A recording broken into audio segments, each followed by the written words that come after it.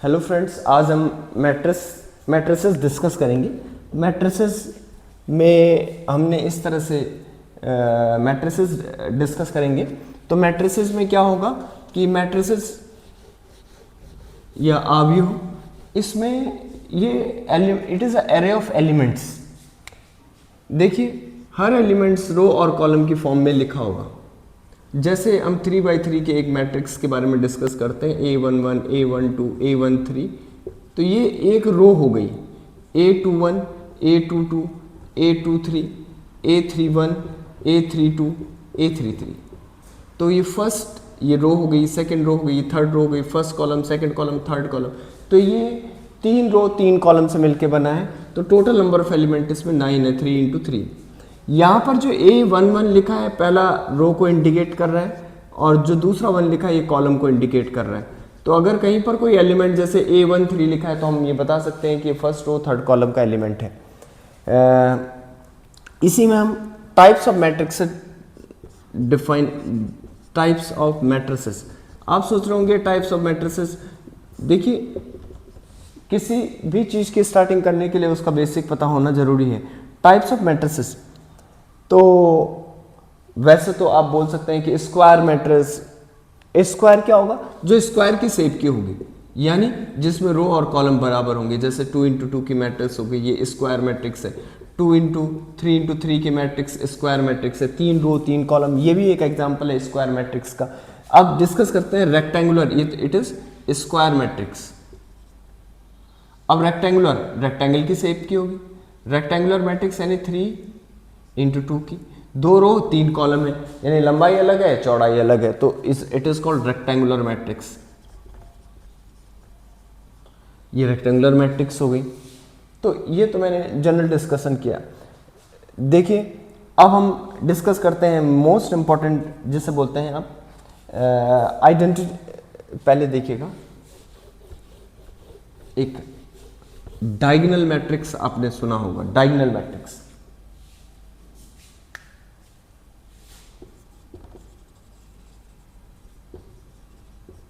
Diagonal matrix कैसे होगा? Diagonal matrix, diagonal matrix देखिए, diagonal matrix, square matrix is said to be diagonal. Diagonal, ये diagonal में square होनी चाहिए मैट्रिक्स, यानी 3x3 का मैं एक एग्जांपल लिखता हूं। जैसे मैंने लिख दिया 1 2 3, सारे एलिमेंट 0, सिर्फ डायगोनल में एलिमेंट, सिर्फ डायगोनल में एलिमेंट। 1 2 3 तो मैंने लिखा है, यहाँ कुछ भी हो सकते हैं, ये 0 भी हो सकता है, लेकिन सारे एलिमेंट 0 और डायगोनल में एलिमेंट आपको दिखाई देंगे, तो इट इज डायगोनल मैट्रिक्स। दूसरा बोलते हैं यूनिट मैट्रिक्स, यूनिट मैट्रिक्स, और कभी कभी हम इसे आइडेंटिटी मैट्रिक्स भी बोलते हैं।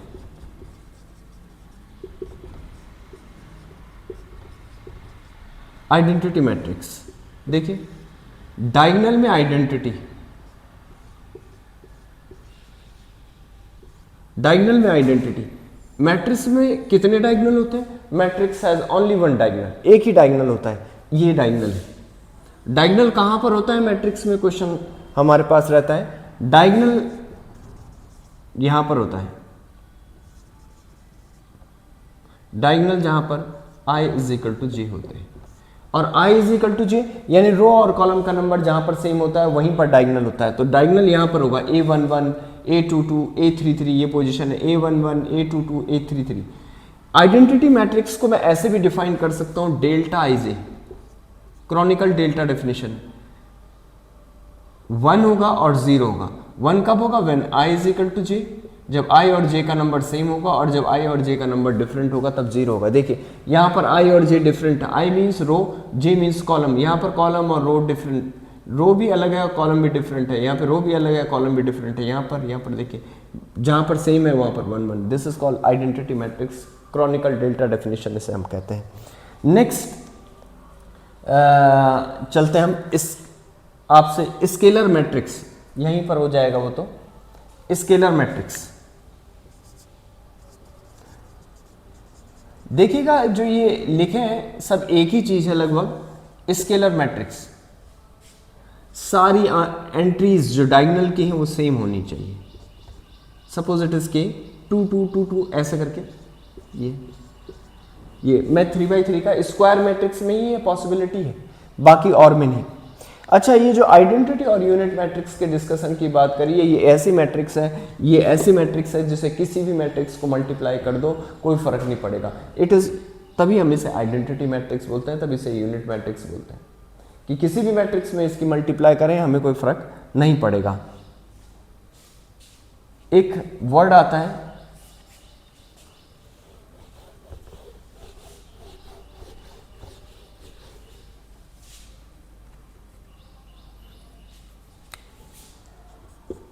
Idempotent matrix. पूछा जा सकता है तो इस मैट्रिक्स की कंडीशन ये है, आइडेम्पोटेंट मैट्रिक्स तब होगी when A square is equal to A हो जाए, आइडेम्पोटेंट मैट्रिक्स बोलेंगे। ऐसी ही वर्ड आपने सुना होगा nilpotent.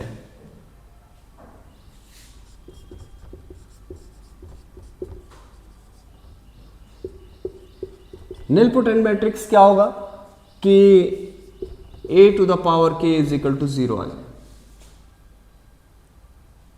Where k is known as index of nilpotent. कई बार क्या होता है, मैट्रिक्स की मल्टीप्लाई करते हैं, हमने 3 बार मल्टीप्लाई करी और 0 आ गया, यानी इंडेक्स क्या हो गया उस टाइम 3 हो गया। वो डिफरेंट मैट्रिक्स पे डिफरेंट डिपेंड करता है कि वो क्या है। नेक्स्ट, ये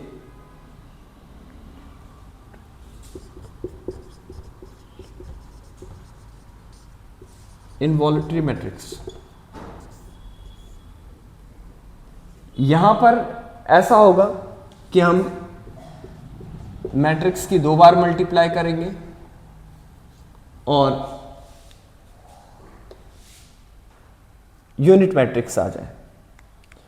दूसरा मोस्ट इंपॉर्टेंट जिस पे बेस्ड क्वेश्चन आपसे पूछे जाते हैं वो हम डिस्कस करते हैं। नेक्स्ट इज, लोग कहते हैं भैया symmetric matrix.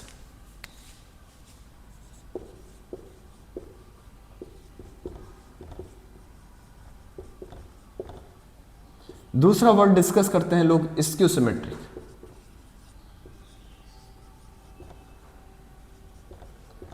Square basic condition है दोनों मैट्रिक्स के होने की कि मैट्रिक्स स्क्वायर होनी चाहिए। स्क्वायर मींस रो और कॉलम का नंबर सेम होना चाहिए। तो देखिए, इसे करने से पहले हमें ट्रांसपोज देखना होगा। ट्रांसपोज करेंगे तो देखिए, suppose we have matrix A. Transpose के लिए कोई स्क्वायर की जरूरत नहीं है, कोई सी भी मैट्रिक्स हो उसका ट्रांसपोज करना हो तो A11, A12, A13 सपोज हमने लिखा है, A21, A22, A23। ये मैंने जो मैट्रिक्स आपके पास ली है, 2 रो हैं इसमें और 3 कॉलम है। मैं इसका ट्रांसपोज निकालना चाह रहा हूँ तो A ट्रांसपोज हो जाएगा, रो कॉलम में कन्वर्ट हो जाएगा तो A11, A12, A13 हो जाएगा, A21 हो जाएगा, A22 हो जाएगा, A23 हो जाएगा। देखिए, ट्रांसपोज होने के बाद ये जो मैट्रिक्स आई 3 × 2 की बन गई। ये वाला रो हमने इस कॉलम में लिख दिया, ये वाला रो हमने यहाँ लिख दिया, ये ट्रांसपोज हो गया। इसे बोलते हैं ए ट्रांसपोज। अगर मैं इस ट्रांसपोज का फिर से ट्रांसपोज कर दूं, suppose it is B matrix, तो हमारा क्या आएगा, बी का मैं ट्रांसपोज करना चाह रहा हूं, करिए ट्रांसपोज। तो अब क्या होगा, ये वाला रो, ये रो है तो एक कॉलम में लिखना है हमें A11, A21। ये वाला रो कॉलम में लिखना है हमें A12, A22। ये वाला रो इस कॉलम में लिखना है A13, A23।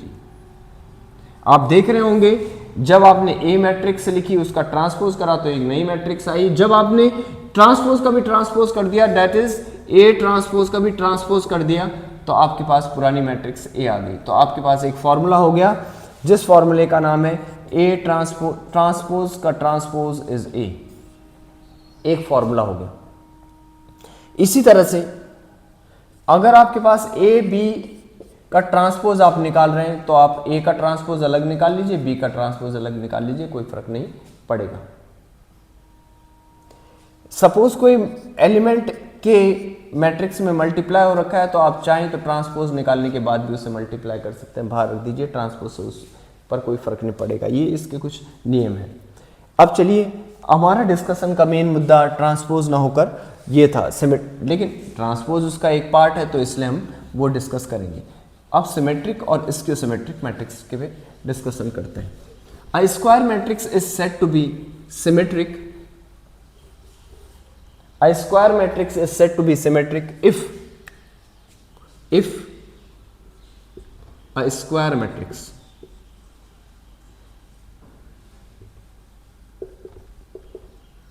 A is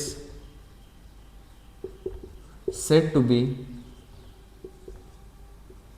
symmetric if A transpose, if A is equal to A transpose, A is equal to A transpose, SQ क्या होगा? A square matrix A is said to be skew symmetric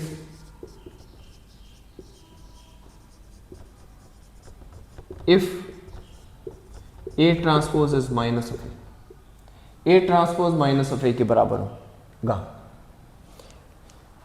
चलिए, ये तो अच्छी बात है। अब हमें एग्जाम्पल लिखने हैं इसके, तो आप देखिए एग्जाम्पल आप खुद बना सकते हैं। स्क्वायर होना चाहिए मैट्रिक्स को, तो हम स्क्वायर बना देंगे। इसे बनाने का तरीका ये है, सिमेट्रिक मैट्रिक्स का मैं बना रहा हूँ। पहले डायगोनल एलिमेंट लिख दीजिए जो आपकी चॉइस है। मैंने लिख दिया 1 2 3, कुछ भी जो आपकी चॉइस है। आप ये वाला एलिमेंट लिखिए जिसका नाम A12 है। A12 को हमने लिखा, सपोज 5 लिख दिया आपने, तो जो A12 होगा, देखिए A12 ट्रांसपोज करेंगे तो ये A21 होगा, इसका ट्रांसपोज, यानी A12 वही होगा जो A21 होगा, यानी जो ये 5 है ये 5 यहाँ होगा। ये अगर मैं 4 लिखता हूँ तो ये 4 यहाँ होगा, ये 6 लिखता हूँ तो ये 6 यहाँ होगा। देखिएगा, ये नंबर यहाँ पर होना चाहिए, ये नंबर यहाँ पर होना चाहिए, ये नंबर यहाँ पर होना चाहिए, डायगोनल फिक्स है।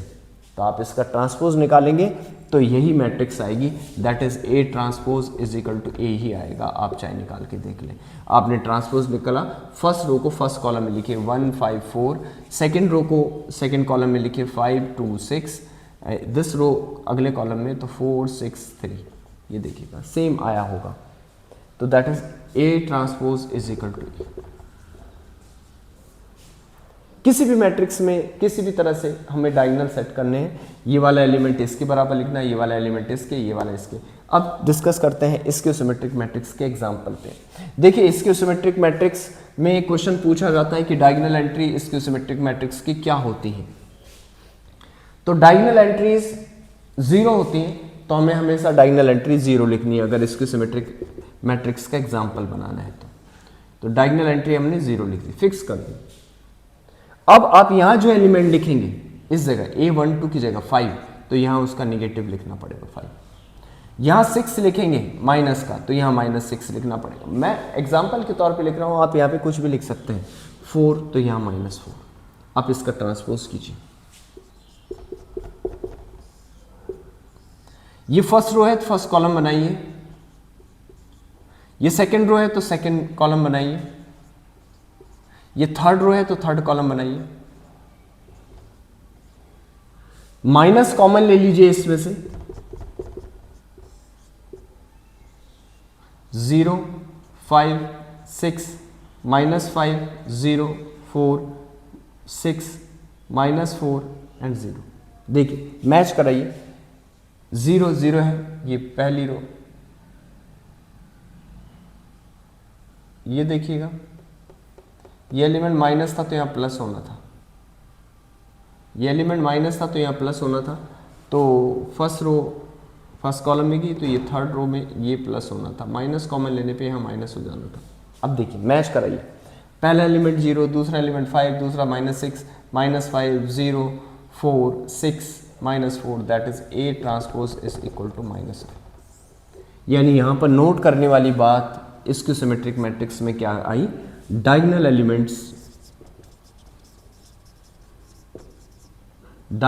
Elements must be 0। Diagonal elements 0 होने चाहिए। अब हमारे पास जो दूसरा पॉइंट ये आता है, वो कहते हैं कि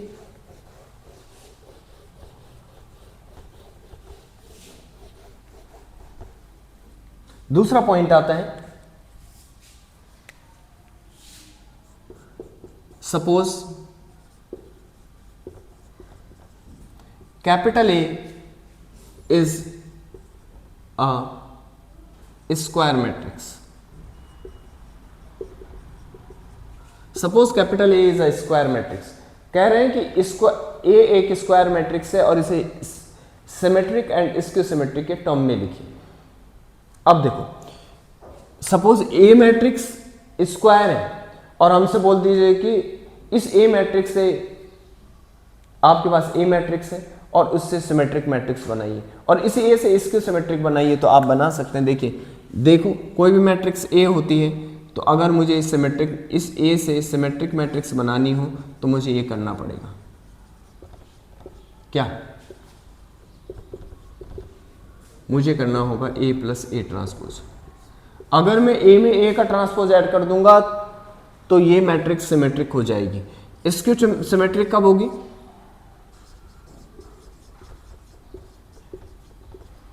इसकी सिमेट्रिक मैट्रिक्स तब होगी जब मैं A में से A ट्रांसपोज माइनस कर दूं, तो इसकी सिमेट्रिक मैट्रिक्स बन जाएगी। तो कह रहे हैं कि A को सिमेट्रिक और इसकी सिमेट्रिक के टर्म में लिखिए, तो लिख देंगे, लिखेंगे A is equal to 1/2 A plus A transpose plus 1/2 A minus A transpose.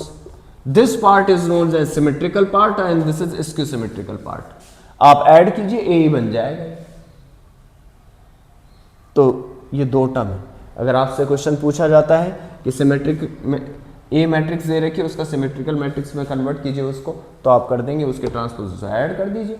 A matrix से बोल दीजिए कोई कि भाई इस A से वो बनाओ इसके सिमेट्रिक, तो A माइनस A ट्रांसपोज कर देंगे। ये दो पॉइंट हमने आज डिस्कस करें।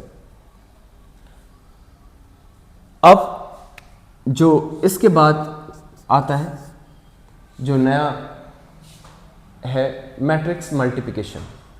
एडिशन तो मैट्रिक्स का ऐसे ही होता है, एडिशन निकालना है, एडिशन ऑफ मैट्रिसेस।